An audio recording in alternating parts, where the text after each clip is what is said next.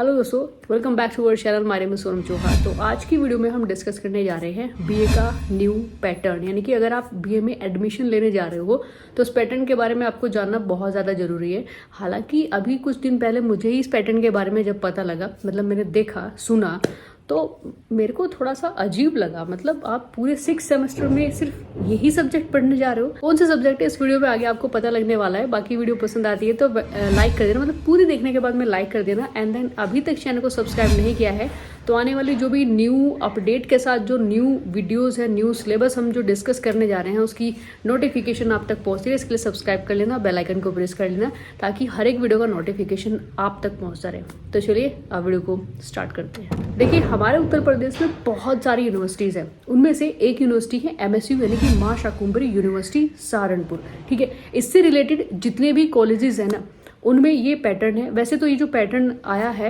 BA का, ठीक है, ये NEP 2020 के ही अकॉर्डिंग है। अब इसमें क्या अमेंडमेंट, इसका गोल्स क्या है, क्यों ये अमेंडमेंट किया गया है, अब तक जो चल रहा था वो क्यों इतना मतलब आगे क्यों नहीं कंटिन्यू किया है, उसमें क्या कुछ नया चेंज, ये जो चेंज आया है जो मैं आपको आगे बताने वाली हूँ इस वीडियो में। देखिए, वैसे तो ये जो पैटर्न है ना वो पिछली बार से ही स्टार्ट हो चुका था, बट पिछली बार क्या हुआ था कि वो प्रोसेस, मतलब जो पुराना प्रोसेस है वही कंटिन्यू रखा गया। ठीक है, अब तक आप क्या करते थे, आप बीए में एडमिशन लेते थे, ठीक है, तो आप क्या करते थे भाई, आपको ऑप्शन दिया जाता था। देखो, मैक्सिमम कॉलेजेस का जितना मुझे पता है, मतलब मेरे अपने खुद के कॉलेज में भी क्या होता था, आपको लैंग्वेज में से कोई सी एक लैंग्वेज वाला सब्जेक्ट, यानी कि हिंदी और इंग्लिश में से कोई सा एक, ठीक है, फिर पॉलिटिकल साइंस और सोशलॉजी में से कोई सा एक चूज करना होता था।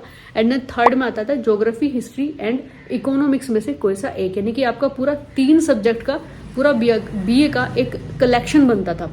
ठीक है, लेकिन इस बार ऐसा कुछ हो नहीं रहा है। सो अब ये जो चेंज है ना वो इसी सब्जेक्ट को लेकर के चेंज है। ठीक है, अब क्या है, अब जो नए एडमिशन है 2025-26 वाले सेशन के जो एडमिशन होने जा रहे हैं फर्स्ट सेमेस्टर के, तो उसमें क्या होने जा रहा है कि आपको इंग्लिश और हिंदी में से, ठीक है, जो लैंग्वेज के आपके सब्जेक्ट्स हैं, अगर आपको उसमें से कोई सा भी एक चूज करना है, आपको सपोज कर आपको सिर्फ इंग्लिश चाहिए तो आपको हिंदी भी लेना पड़ेगा, इज ए कंपल्सरी। ठीक है, अगर आप हिंदी चूज करते हो तो आपको इंग्लिश भी पढ़ना पड़ेगा, यानी कि लैंग्वेज में हिंदी और इंग्लिश दोनों ही आपको पढ़ने पड़ेंगे। ठीक है, अब जहाँ तक मेरा खुद का अपना पॉइंट ऑफ व्यू है यार, मतलब ये ऐसा नहीं होना चाहिए। देखो भाई, मेरी लैंग्वेज अगर हिंदी है तो मैं क्यों इंग्लिश को पढूं, और अगर इंग्लिश है तो मैं क्यों हिंदी को पढूं, है ना। सबका अपना पर्टिकुलर एक स्ट्रीम होता है, सबका अपना पर्टिकुलर एक डायरेक्शन होता है कि मेरे को लैंग्वेज में ये पढ़ना है। ठीक है, बट एक तरीका उन्होंने बता दिया, ये क्या है, गोल्स क्या है, मुझे भी अब तक समझ नहीं आ रहा है इस तरीके को लेकर के। ठीक है, फिर दूसरा ऑप्शन आता है कि बाकी सोशलॉजी, पॉलिटिकल में से और हिस्ट्री, ज्योग्राफी एंड इकोनॉमिक्स में से कोई सा आपको एक लेना है ना।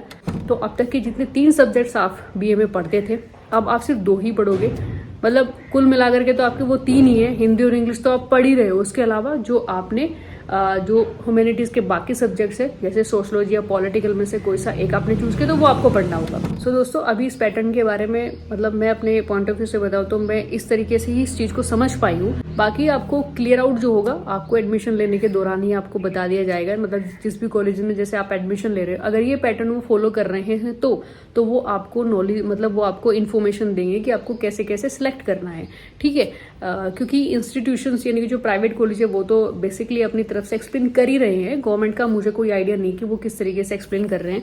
ठीक है, बट ये छोटी सी इन्फॉर्मेशन थी। मतलब मुझे कोई आइडिया नहीं कि भाई कॉलेजेस में इस तरह की जो प्रोसीजर है वो किस तरीके से फॉलो किया जा रहा है। सो दोस्तों, इस पूरे पैटर्न को लेकर के तो मैं खुद भी कंफ्यूज हूँ कि ऐसा, मतलब ऐसा किया क्यों गया है, इसके पीछे गोल्स क्या है, कि आप दोनों लैंग्वेज में स्टूडेंट को मतलब स्ट्रॉन्ग करना चाहते हो, या फिर आप ह्यूमैनिटी के भी सब्जेक्ट पढ़ा रहे हो, उनमें माइनर भी हैं, मेजर भी है, पता नहीं क्या करना चाह रहे हैं। बट आपको ये इन्फॉर्मेशन, आपको मतलब ये क्लियर आउट तभी होगा जब आपका एडमिशन होगा। उस दौरान आपको वो चीज़ें एक्सप्लेन की जाएंगी, इन्फॉर्मेशन दी जाएंगी, एंड देन उसके बाद जो आपकी क्लासेस चलेंगी, ठीक है, उसके बाद ये सारी चीज़ें क्लियर आउट होंगी। अदरवाइज अभी तो फिलहाल के लिए हम यही से बता सकते हैं कि इस बार बीए में आपको, अगर आप इंग्लिश ले रहे हो तो आपको हिंदी भी पढ़ना पड़ेगा, और अगर आप हिंदी ले रहे हो तो आपको इंग्लिश भी पढ़ना पड़ेगा। सो इस तरह के पैटर्न की जो आपकी राय है, जो आपका ओपिनियन है, नीचे कॉमेंट करके ज़रूर बताना कि आपके अनुसार ऐसा पैटर्न ही फॉलो होना चाहिए।